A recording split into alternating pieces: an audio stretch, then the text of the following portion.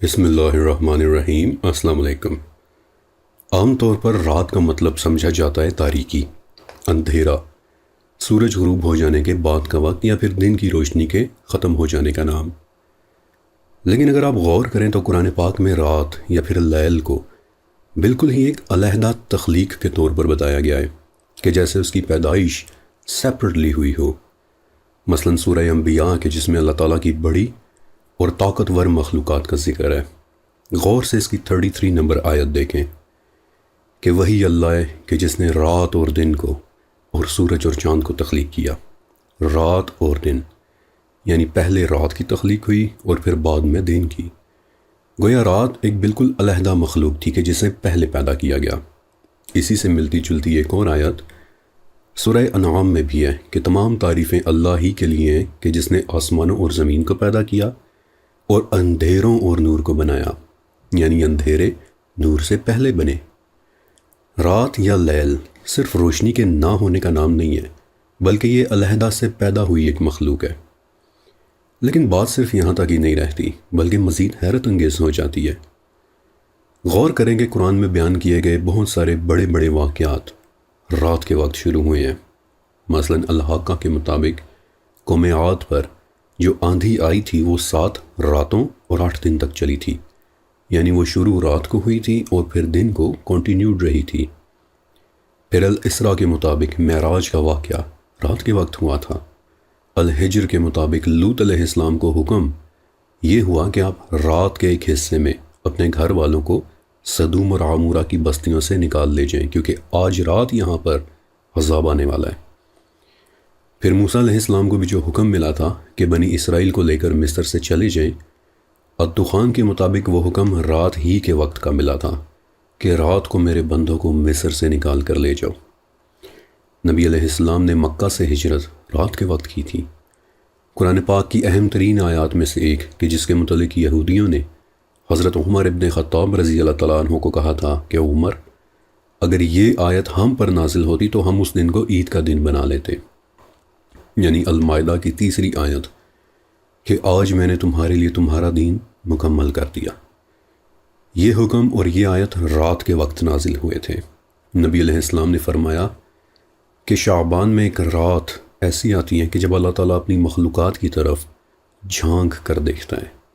قرآن پاک میں 7 جگہ پر اللہ تعالیٰ نے رات کی قسم اٹھائی ہے: المدثر، التکویر، الانشقاق، الفجر، الشمس، اللیل اور الضحیٰ میں۔ پوری ایک سورت رات کے نام پر ہے، یعنی سورہ لیل۔ اسلامی تقویم میں کسی مدت کا آغاز بھی رات ہی سے ہوتا ہے۔ مثلا رمضان کا مہینہ کب شروع ہوتا ہے؟ رات کے آغاز سے، کہ جب چاند دکھائی دے جائے۔ اسی رات تراویح ہوتی ہے، اسی رات کے اختتام پر سحری ہوتی ہے کہ جس سے پھر رمضان کی مدت کا آغاز ہوتا ہے۔ لیکن قرآن پاک میں ایک آیت ایسی بھی ہے کہ جو رات کے ٹاپک پر شاید سب سے گہری اور پراسرار آیت ہے۔ یہ آیت سورہ یاسین میں ہے کہ ان کے لیے ایک نشانی رات ہے کہ جسے ہم دن کو کھینچ لیتے ہیں۔ اب زبردست بات یہ ہے کہ اس آیت میں کھینچ لینے کے لیے جو لفظ استعمال ہوا ہے وہ ہے نسلخو، جس کا مطلب ہوتا ہے کسی جاندار کی کھال کھینچ کر اتار لینا۔ یعنی قرآن پاک گویا یوں بتا رہا ہے کہ جیسے اصل چیز رات ہے، جبکہ دن اس کے اوپر ایک پردہ یا کھال ہے کہ جو رات کے اوپر لپیٹا ہوا ہوتا ہے اور اسے کھینچ کر اتار لیا جاتا ہے۔ یہ قرآن پاک کا ایک حیرت انگیز انکشاف ہے۔ یہ آیت بتاتی ہے کہ اصل چیز رات ہے، جبکہ دن روشنی کی صرف ایک تہہ کا نام ہے۔ یہ انکشاف تو بلکہ سائنٹیفک طور پر بھی ثابت شدہ ہے کہ ہماری کائنات ہر وقت رات کی حالت میں رہتی ہے۔ خلا میں کوئی روشنی نہیں ہوتی، بلکہ ہر وقت اس کے اندر رات چھائی رہتی ہے۔ یہ تو صرف سورج یا دوسرے ستاروں کی وجہ سے ہوتا ہے کہ ہماری دنیا یا کسی دوسرے سیارے پر ٹیمپوریرلی چند گھنٹوں کے لیے دن کی کیفیت آ جاتی ہے، اور یہ انکشاف بھی قرآن پاک میں پہلے سے موجود ہے۔ سورہ نازیات کی آیات کے مفہوم کہ رات آسمان کی ایک صفت ہے کہ جسے تاریک بنایا گیا ہے، کہ جسے بے نور کیا گیا ہے، کہ جسے اندھیرا اسائن کیا گیا ہے۔ اصل چیز رات ہے، اور ایسی ہی ایک رات کہ جو ہماری اس کائنات میں آتی ہے وہ ہے لیلۃ القدر، کہ جس رات قرآن پاک کا نزول ہوا تھا۔ وہ رات کہ جو 1000 مہینوں یعنی 83 ایئرز سے بھی زیادہ قدر رکھتی ہے، اور آج کی یہ اسپیشل ویڈیو اسی رات یعنی لیلۃ القدر کے متعلق ہے کہ جو انہی 10 دنوں کے اندر یا تو گزر چکی ہے یا پھر ابھی آگے آئے گی۔ میرا نام فرقان قریشی، اور آج رمضان کے آخری عشرے کی نسبت سے ایک انتہائی اہم اور اسپیشل ویڈیو آپ سب کے لیے کہ جس میں آج میں آپ کو لیلۃ القدر کے متعلق کچھ حیرت انگیز معلومات دینے والا ہوں۔ لیکن سب سے پہلے میرے پیارے نبی حضرت محمد صلی اللہ علیہ وآلہ وسلم پر لاکھوں کروڑوں درود و سلام، اور میری دعائیں کہ اللہ تعالی ہمیں اور آپ کو اور تمام معصوم بچوں اور بے زبان جانوروں کو اپنی حفاظت میں رکھے، آمین۔ اور یہاں سے ہوتا ہے لیلۃ القدر پر گفتگو کا باقاعدہ آغاز۔ رسول اللہ صلی اللہ علیہ وآلہ وسلم نے فرمایا کہ رمضان میں ایک رات ایسی آتی ہے کہ جو 1000 مہینوں سے بہتر ہے۔ اس رات کی برکت سے جو شخص محروم رہ گیا وہ گویا مکمل طور پر محروم رہ گیا، اور جس نے اس رات کو پا کر اس میں ایمان اور ثواب کے ساتھ قیام کر لیا اس کو پچھلے تمام گناہوں کے بوجھ سے معافی مل گئی۔ اس رات کا علم بالخصوص رسول اللہ صلی اللہ علیہ وآلہ وسلم اور مسلم امہ کو دیا گیا ہے، اور ایسا اس لیے کیونکہ حضرت علی بن ابی طالب رضی اللہ تعالیٰ عنہ اور حضرت عروہ بن مسعود رضی اللہ تعالیٰ عنہ بتاتے ہیں کہ ایک مرتبہ نبی علیہ السلام نے صحابہ کے سامنے مختلف شخصیات مثلا حضرت ایوب، حضرت زکریا، حضرت حزقیل اور حضرت یوشع علیہ السلام کا ذکر کرتے ہوئے فرمایا کہ انہوں نے اپنی زندگی کے 80 سال تک اللہ تعالیٰ کی عبادت کی تھی۔ تو صحابہ کرام کو ان برگزیدہ شخصیات پر رشک آنے لگا، اور انہوں نے پوچھا کہ یا رسول اللہ صلی اللہ علیہ وآلہ وسلم، ہماری تو اتنی عمریں بھی نہیں ہیں، تو ہم ان کے برابر کی عبادات کیسے کر سکیں گے؟ چنانچہ یوں اس امت کو تحفے کے طور پر لیلۃ القدر کا علم دیا گیا کہ ایک رات ایسی بھی آتی ہے کہ اس میں اگر تم عبادت کر لو تو 83 سال کی عبادات کے برابر اجر ملے گا۔ لیکن لیلۃ القدر کو قدر کہنے کی ایک وجہ اور بھی بیان کی جاتی ہے۔ الطلاق کی 7ویں آیت ہے کہ وَمَنْ قُدِرَ عَلَيْهِ رِزْقُهُ، یعنی جس پر اس کے رزق کی تنگی کر دی گئی۔ قدر کا لفظ تنگی کے معنوں میں بھی آتا ہے، لیکن کیسی تنگی؟ اس رات اس قدر فرشتے زمین پر اترتے ہیں کہ ان کے لیے یہ زمین بھی تنگ پڑ جاتی ہے، یعنی کہ ایک ایسی رات کہ جس میں لامتناہی فرشتوں کے نزول کی وجہ سے زمین ہی تنگ یا پھر کم پڑ جائے۔ آگے چل کے میں آپ کو یہ بھی بتاؤں گا کہ وہ کیا نشانی ہے کہ جس سے آپ کو پتہ چل سکتا ہے کہ آپ کے قریب ایک فرشتہ موجود ہے۔ لیکن اس رات صرف فرشتے ہی نہیں اترتے، ان کا اترنا تو صرف ایک واقعہ ہے۔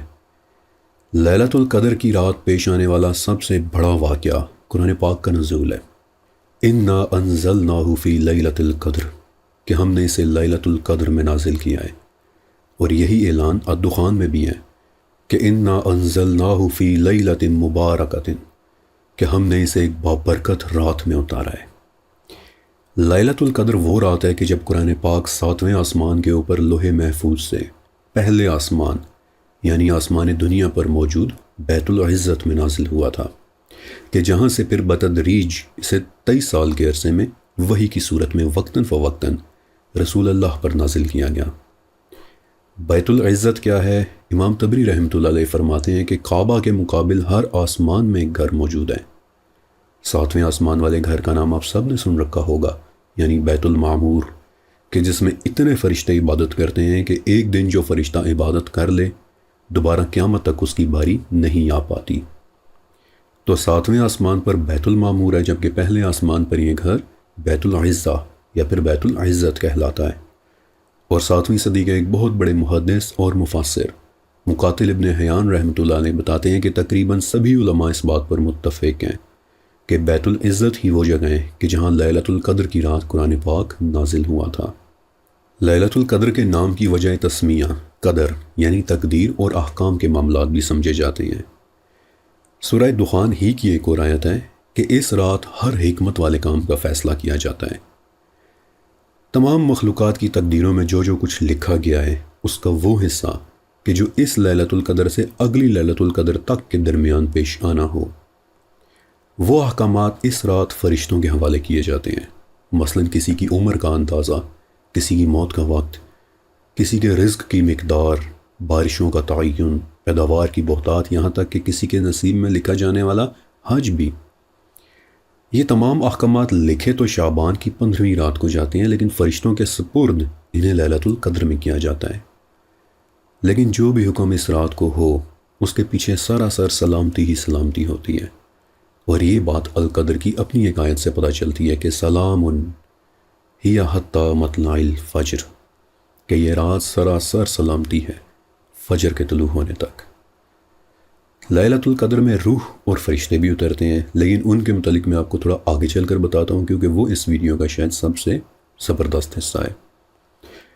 البتہ اس رات کچھ اور مشاہدات بھی دیکھنے میں آ سکتے ہیں۔ تفسیر ابن مردویہ میں حضرت عبادہ ابن صامت رضی اللہ تعالیٰ عنہ سے ایک روایت ملتی ہے کہ لیلۃ القدر کی رات انتہائی پرسکون اور راحت والی ہوتی ہے، صاف اور خوشگوار، نہ زیادہ گرم اور نہ ہی زیادہ ٹھنڈی۔ اس رات میں ستارے ٹوٹ کر نہیں گرتے، یعنی زمین پر شہاب ثاقب نہیں گرتے، اور اس کی سب سے بڑی نشانی کہ جو رسول اللہ صلی اللہ علیہ وآلہ وسلم نے بھی بتائی تھی کہ اس رات سے اگلی صبح سورج اس طرح طلوع ہوتا ہے کہ اس میں کوئی تیز شعاع نہیں ہوتی، بلکہ وہ 14ویں کے چاند کی طرح صاف اور بالکل سفید کسی ٹکیا کی طرح ہوتا ہے۔ اس کی وجہ بھی میں آپ کو آگے چل کر بتاتا ہوں۔ پھر کچھ مشاہدات ایسے ہیں کہ جو اکثر عوام الناس میں مشہور ہیں، مثلا جمادات کا سجدہ کرنا، یعنی درختوں اور پودوں کا سجدے میں گرے ہونا، یا پھر سمندروں کے پانی کا میٹھا ہو جانا۔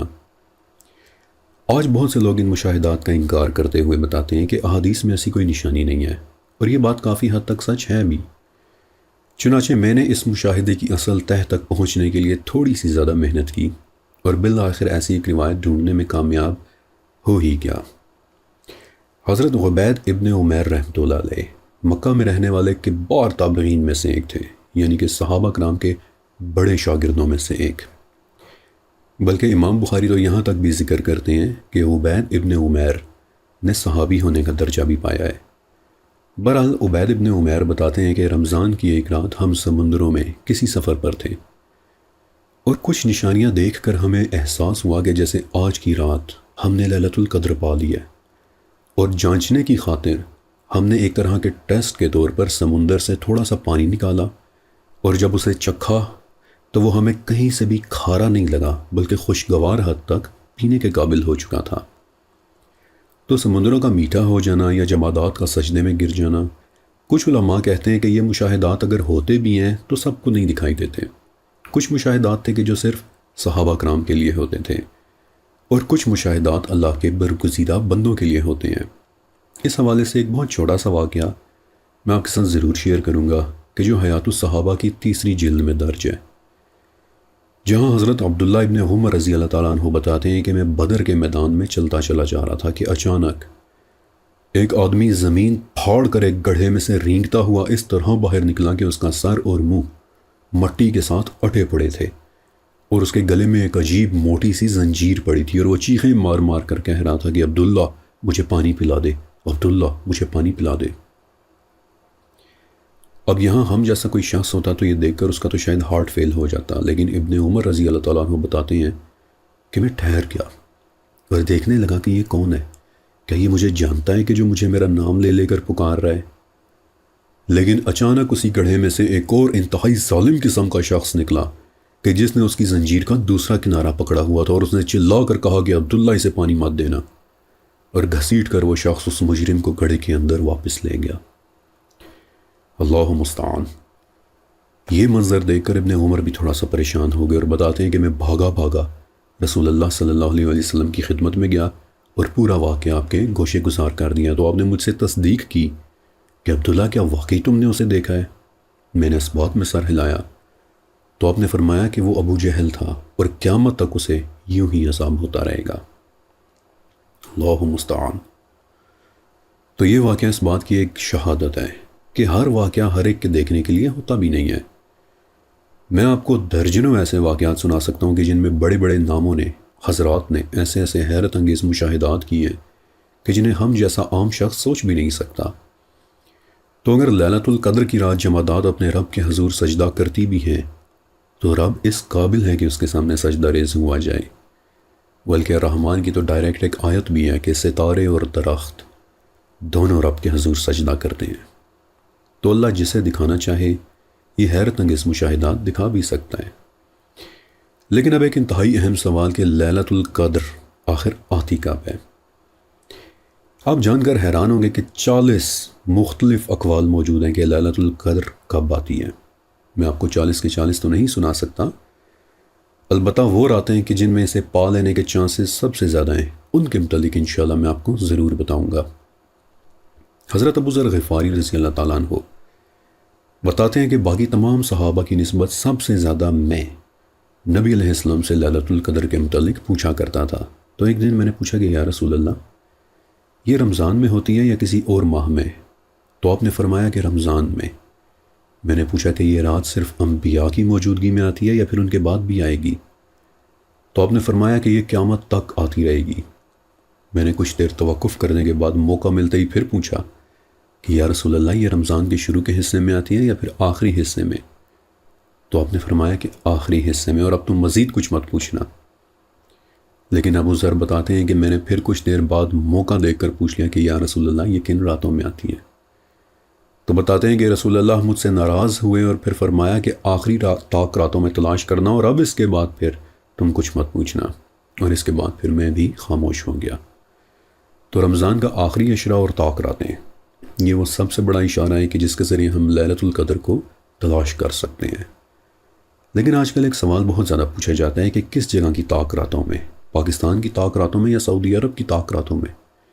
اور یہ ایک بہت اچھا سوال ہے کیونکہ پوری دنیا میں رمضان ایک جیسی تاریخوں کے ساتھ تو چل بھی نہیں رہا۔ ہو سکتا ہے کہ ناروے میں اس وقت طاق رات ہو جبکہ پاکستان میں کل۔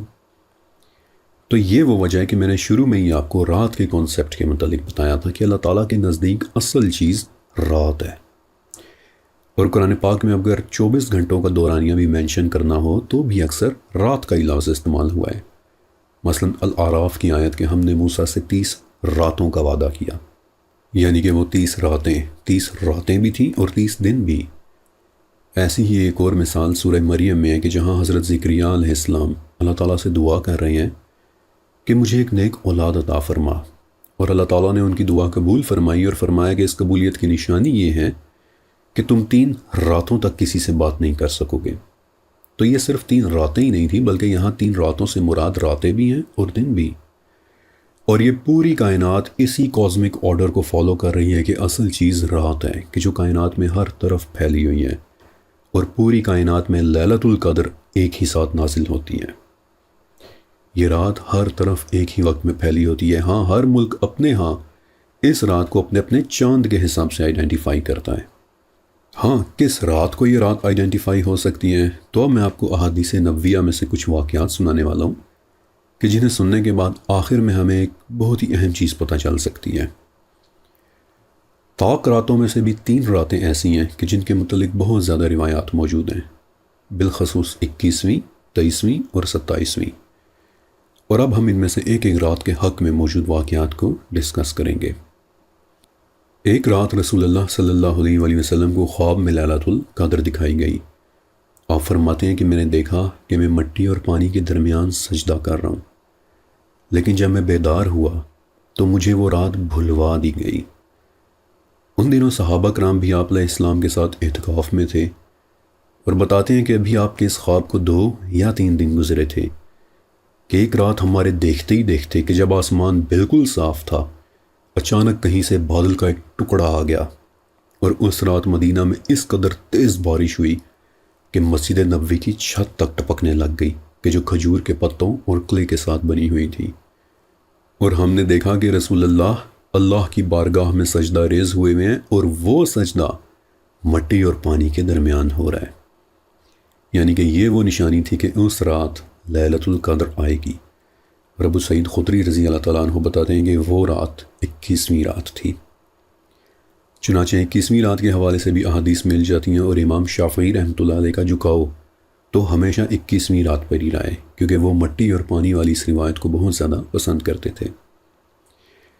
پھر 23ویں رات نبی علیہ السلام کی سواری کا کجاوا کسنے والے صحابی حضرت معمر ابن عبداللہ رضی اللہ تعالیٰ عنہ بتاتے ہیں کہ حضرت ایوب علیہ السلام، یعنی اللہ تعالیٰ کے بھیجے ہوئے ایک برگزیدہ نبی، وہ 23ویں رات کو اہتمام کے ساتھ عبادات کیا کرتے تھے، غسل فرماتے، خوشبو لگاتے ساری رات نوافل ادا کرتے اور اس روایت سے معمر 23ویں رات کے لیلۃ القدر ہونے کے بہت زیادہ قائل تھے۔ پھر ایک اور واقعہ کہ جو ابن عبداللہ ابن حنیس رضی اللہ تعالیٰ عنہ بتاتے ہیں کہ میں نے نبی علیہ السلام سے عرض کی کہ اے پیارے نبی، میں مدینہ سے بہت دور ایک ویران بیابان جگہ پہ رہتا ہوں۔ ویسے تو اللہ کی توفیق سے نماز ادا کر لیتا ہوں، لیکن میرا دل چاہتا ہے کہ رمضان میں ایک رات آپ کی مسجد میں آ کر بسر کروں، لیکن ایسی رات کہ جب مجھے بہت زیادہ اجر اور ثواب ملے۔ تو آپ مجھے کس رات کی ترغیب دیں گے؟ تو نبی علیہ السلام نے فرمایا کہ رمضان کی 23ویں رات کو آ جانا۔ اور اس کے بعد وہ صحابی ہمیشہ 23ویں رات کو مسجد نبوی میں جا کر عبادات کیا کرتے تھے، اور بعد میں کہ جب لوگوں نے ان کے بیٹے سے پوچھا تو وہ بتاتے تھے کہ میرے والد ایک رات پہلے عصر کی نماز کے بعد مسجد نبوی میں چلے جاتے، بغیر کسی ضرورت کے کبھی باہر نہیں آتے، یہاں تک کہ فجر کی نماز ہو جاتی، اور پھر نماز کے بعد وہ باہر آ کر اپنی سواری کھولتے اور اپنے گھر واپس چلے جاتے۔ تو اس روایت سے کچھ علماء اس بات کے بھی قائل ہیں کہ 23ویں رات لیلۃ القدر کی رات ہو سکتی ہے، بلکہ مشہور بزرگ حضرت حسن بصری رحمۃ اللہ علیہ کہ جو حضرت عمر ابن خطاب رضی اللہ تعالیٰ عنہ کے زمانے میں پیدا ہوئے تھے، آپ کو گھٹی بھی عمر ابن خطاب ہی نے دی تھی، آپ کا نام بھی عمر ابن خطاب ہی نے رکھا تھا، اور آپ کے لیے دعا بھی عمر ابن خطاب ہی نے فرمائی تھی کہ اے رب، حسن کو دین کے علم کا ماہر بنا دے۔ بتاتے ہیں کہ 20 سال تک میں نے اس بات کا تجربہ کر کے دیکھا ہے کہ ہر 24ویں صبح سورج ویسا ہی طلوع ہوا ہے کہ جس میں کوئی شعاع نہیں ہوتی۔ تو ان روایات سے کچھ علماء 23ویں کے بھی لیلۃ القدر ہونے کے قائل ہیں، لیکن شاید سب سے زیادہ واقعات اور روایات 27ویں رات کے متعلق آتی ہیں۔ حضرت ابی ابن کعب رضی اللہ تعالیٰ عنہ ایک جلیل القدر صحابی، اور بائی ویز یہ وہ صحابی ہیں کہ جو نبی علیہ السلام کے ساتھ درختوں کے پیچھے ابن سیاد کو آبزرو کیا کرتے تھے کہ کہیں وہ واقعی دجال ہی تو نہیں۔ تو ابی ابن کعب اللہ کی قسم اٹھا کر کہا کرتے تھے کہ 27ویں ہی وہ رات ہے کہ جس رات لیلۃ القدر آتی ہے۔ عبداللہ ابن عباس رضی اللہ تعالیٰ عنہ کہ جن کے علم کے لیے نبی علیہ السلام نے بساط خود دعا فرمائی تھی کہ اے میرے رب، ابن عباس کو قرآن کا علم عطا کر دے، وہ 27ویں رات کے حق میں 3 دلائل دیا کرتے تھے کہ وہی لیلۃ القدر ہوتی ہے۔ ان تینوں دلائل کو امام رازی رحمۃ اللہ علیہ نے اپنی تفسیر الکبیر میں لکھا ہے کہ جہاں سے میں آپ کو بتا رہا ہوں۔ پہلی دلیل، ابن عباس بتاتے ہیں کہ اللہ تعالیٰ کو طاق عدد پسند ہے، اور طاق میں بھی 7 کے عدد کو اللہ تعالیٰ نے ترجیح دی ہے۔ 7 کا عدد آپ کو اس کائنات میں ہر جگہ دکھائی دے گا۔ مثال کے طور پر 7 آسمان، 7 زمینیں، طواف کے 7 چکر، نماز میں پڑھے جانے والی 7 آیات یعنی سورہ فاتحہ، جمرات کے 7 کنکریاں، روشنی کے 7 رنگ، ہفتے کے 7 دن، آوازوں کے 7 سر، جہنم کے 7 دروازے۔ صدقے کی مثال ایک ایسا دانہ کہ جو 7 بالیاں اگاتا ہے۔ یوسف علیہ السلام کے زمانے میں خوشحالی کے 7 سال، اور پھر اس کے بعد آنے والے قحط کے بھی 7 ہی سال۔ صفا و مروہ کے درمیان سعی کے 7 چکر، ہلاک کر دینے والی 7 خاص چیزیں، قیامت کے دن 7 قسم کے لوگوں کا عرش الہی کے نیچے پناہ لینا، آسمان کے 7 راستے، جہنم کے 7 طبقات، سجدے کے 7 اعضاء۔ 7 کا ہنسا ایک ڈیوائن، ایک کازمک آرڈر کو گورن کرتا دکھائی دیتا ہے۔ لہٰذا ابن عباس کی پہلی دلیل یہی ہے کہ آخری عشرے کی 7ویں رات ہی لیلۃ القدر ہوگی۔ دوسری دلیل، ابن عباس سورہ قدر اٹسیلف سے لیتے ہیں کہ سورہ قدر میں لفظ لیلۃ القدر 3 مرتبہ آیا ہے، اور لفظ لیلۃ القدر کے اٹسیلف 9 حروف ہیں۔ تو وہ کہتے ہیں کہ یہ ایک واضح اشارہ ہے کہ 9 × 3 = 27ویں۔ اور تیسری دلیل تو واقعی کافی کنونسنگ ہے کہ سورہ قدر کہ جو پوری صورت ہی لیلۃ القدر کے ٹاپک پر ہے، اس میں پوری صورت کے 30 الفاظ ہیں، بالکل اسی طرح کہ جس طرح رمضان کے 30 روزے ہیں، 29 بھی اور 30 بھی، مگر وہ لفظ کہ جس میں لیلۃ القدر کی طرف باقاعدہ اشارہ موجود ہے، یعنی ہیا، یعنی وہ رات، وہ لفظ اس صورت کا 27واں لفظ ہے، جس کا مطلب یہ ہوا کہ وہ رات 27ویں ہے۔ تو یہ 3 دلائل ہیں کہ جو ابن عباس 27ویں رات کے حق میں دیتے ہیں، اور امام قرطبی رحمۃ اللہ علیہ کہ جنہوں نے قرآن پاک کی سب سے بڑی تفسیر لکھی ہے، اس تفسیر میں انہوں نے قرات، اعراب اور قرآنی رموز سمیت کئی چیزوں پر گفتگو کی ہے۔ پھر امام ابو ثنا آلوسی رحمۃ اللہ علیہ کہ جو عراق کے ایک بہت بڑے مفسر تھے، وہ دونوں یہ فرماتے ہیں کہ اگرچہ لیلۃ القدر کے تعین میں بہت زیادہ اختلاف ہے، لیکن لگتا ایسے ہی ہے کہ جیسے یہ 27ویں رات کو آتی ہے۔ لوگوں نے ایک مرتبہ عبداللہ ابن مسعود رضی اللہ تعالیٰ عنہ سے پوچھا تھا کہ عبداللہ، لیلۃ القدر کب آتی ہے؟ تو آپ نے فرمایا کہ جو پورا سال اور ہر رات کو عبادت کے لیے کھڑا ہوگا وہ لیلۃ القدر کو پا لے گا۔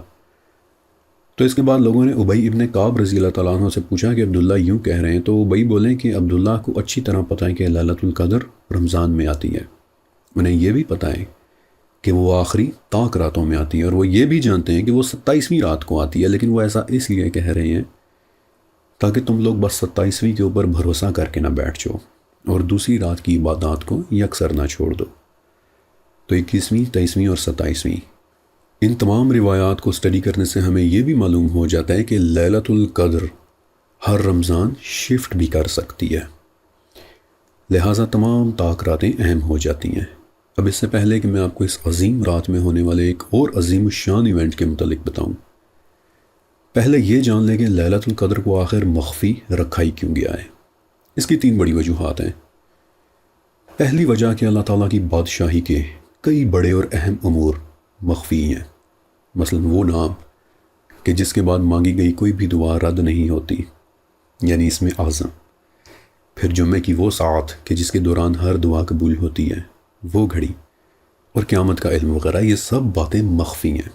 لہٰذا اگر لیلۃ القدر کو مخفی رکھنے کے بجائے کھول دیا جاتا تو عمل اور عبادت کی راہ ہی مسدود ہو جاتی، بند ہو جاتی۔ لوگ باقی تمام عبادات اور اعمال چھوڑ کر صرف اسی ایک رات کے اوپر اکتفا کر لیتے۔ دوسری وجہ کہ اگر کسی انسان سے لیلۃ القدر مس ہو جاتی، بیماری کی وجہ سے، سفر یا کسی بھی اور وجہ سے، تو 83 سال کی عبادات کا چانس ضائع ہو جانے کا اندازہ کریں کہ اسے کتنا دکھ ہوتا۔ سلام، یہ رات تو سراسر سلامتی ہے، اس کے مخفی ہونے میں بھی لوگوں کے لیے سلامتی ہے، اور اس کے مخفی ہونے کی تیسری وجہ بھی اسی سلامتی ہی کی وجہ سے ہے۔ لیلۃ القدر کا مخفی ہونا گناہ کاروں پر بھی ایک احسان ہے کہ اگر سب کو اس رات کا پتہ ہوتا اور پتہ ہونے کے باوجود وہ اس رات کو گناہ کرتے، تو اندازہ کریں کہ ان کے نامہ اعمال میں لیلۃ القدر کی عظمت کو مجروح کرنے کا جرم بھی لکھ دیا جاتا۔ چنانچہ سلام، یہ رات تو سلامتی ہی سلامتی ہے، جسے مل جائے اس کے لیے بھی سلامتی ہے، اور جسے نہ ملے اس کے لیے بھی سلامتی ہے۔ اور اب ایک ایسا ایونٹ کہ جو صرف لیلۃ القدر ہی کی رات کو وقوع پذیر ہوتا ہے۔ القدر کی 4تھی آیت اس واقعے کے متعلق بتاتی ہے کہ اس رات روح اور فرشتے اپنے رب کے حکم سے اترتے ہیں۔ روح اور فرشتے، الفاظ کی ان سیپریشن سے پتہ چلتا ہے کہ روح الگ کوئی مخلوق ہے اور فرشتے الگ کوئی مخلوق۔ قرآن پاک میں روح کا لفظ کئی معنوں میں استعمال ہوا ہے کہ جس پر ہم پہلے بھی ایک بہت طویل گفتگو کر چکے ہیں۔ ان میں سے ایک معنی فرشتوں کی ایک ایسی قسم مراد لیا جاتا ہے کہ جسے باقی فرشتے بھی نہیں دیکھ سکتے۔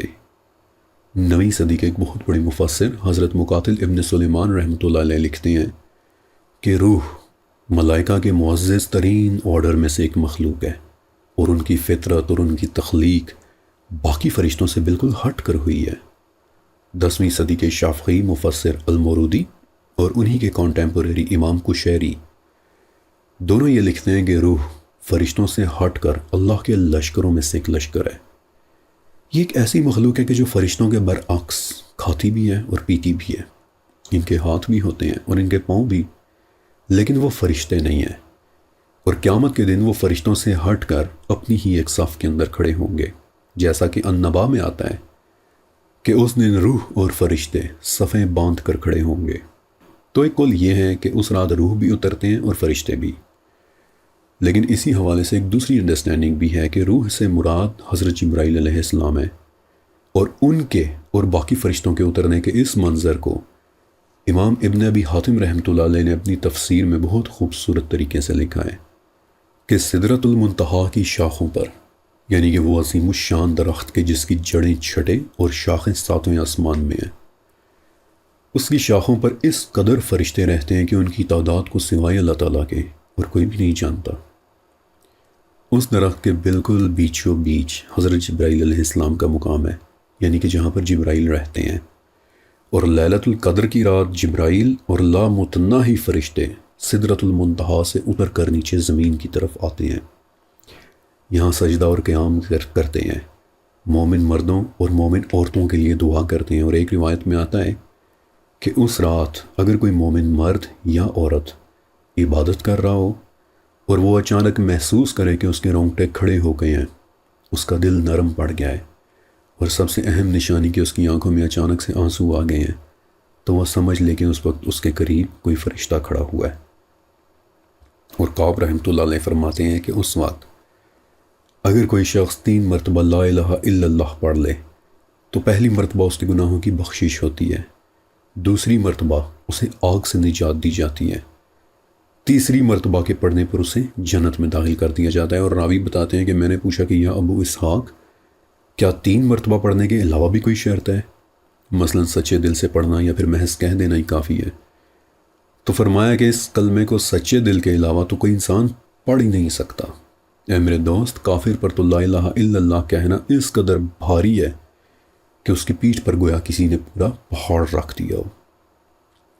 تمام رات فرشتے لیلۃ القدر کی عبادت کرنے والوں کے پاس رہتے ہیں، اور پھر اس کے بعد دوبارہ سے سدرۃ المنتہا کی طرف اپنا اسینڈ شروع کرتے ہیں، اور اس وقت حضرت جبرائیل علیہ السلام اپنے 600 بڑے بڑے پروں کو مکمل طور پر کھول دیتے ہیں، بالخصوص ان 2 گہرے سبز پروں کو کہ جنہیں سوائے لیلۃ القدر کے وہ اور کبھی نہیں کھولتے۔ اور یہ وہ وجہ ہے کہ اس صبح سورج کی کرنیں ٹھنڈی پڑ جاتی ہیں اور اس کی شعاعیں مدھم ہو جاتی ہیں، کیونکہ اس کے سامنے لاتعداد فرشتوں کے پر کھلے ہوتے ہیں۔ جب یہ فرشتے اوپر اپنی جگہ پر واپس پہنچتے ہیں تو جبرائیل علیہ السلام پر سوال نازل ہوتا ہے کہ جبرائیل، میرے بندے کیا کر رہے ہیں؟ حالانکہ وہ خوب جانتا ہے، مگر جبرائیل علیہ السلام ہر اس مرد اور ہر اس عورت کا نام لے کر بتاتے ہیں کہ جو اللہ کی عبادت کر رہا تھا، اس کے سامنے سجدہ ریز ہوا ہوا تھا، اور ہر اس مرد اور ہر اس عورت کا نام لے کر بتاتے ہیں کہ جو غفلت میں مبتلا تھا۔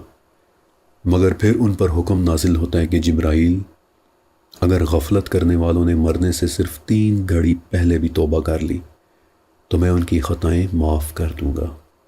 اور اس حکم پر جبرائیل بھی بے ساختہ اللہ کی حمد کہہ اٹھتے ہیں، اور تمام فرشتے ان کی حمد کو ریپیٹ کرتے ہیں کہ جس حمد کی گونج سے، اس کی لہر سے عرش اور اس کے آس پاس کی تمام چیزیں حتیٰ کہ کائنات کے تمام پردے اور 7 آسمان لرز اٹھتے ہیں اور کہہ دیتے ہیں کہ الحمدللہ الرحیم، الحمدللہ الرحیم، اللہ اکبر۔ یہ ہے اس عظیم رات کا مکمل گرینڈیور کہ جسے ہم لیلۃ القدر کہتے ہیں۔ یہاں پہنچ کر ہماری آج کی یہ اسپیشل ایپیسوڈ مکمل ہوتی ہے، اور اگر آپ نے اس سے کچھ سیکھا ہو تو پلیز 2 کام ضرور کیجیے گا کہ ایک تو اس ویڈیو کو پلیز لائک کر دیجیے گا تاکہ یہ معلومات ہماری یوٹیوب فیملی کے باقی ممبرز تک بھی پہنچ جائے، اور دوسرا یہ کہ نیچے کمنٹ سیکشن میں لکھے میرے پین کمنٹ، میرے ٹاپ کمنٹ کو ایک مرتبہ ضرور پڑھ لیجیے گا، کیونکہ ان خوبصورت ویڈیوز کو اسی طرح جاری رکھنے کے لیے اس کمنٹ میں میری طرف سے آپ سب کے لیے ایک بہت ضروری پیغام ہے۔ شکریہ اور اللہ حافظ۔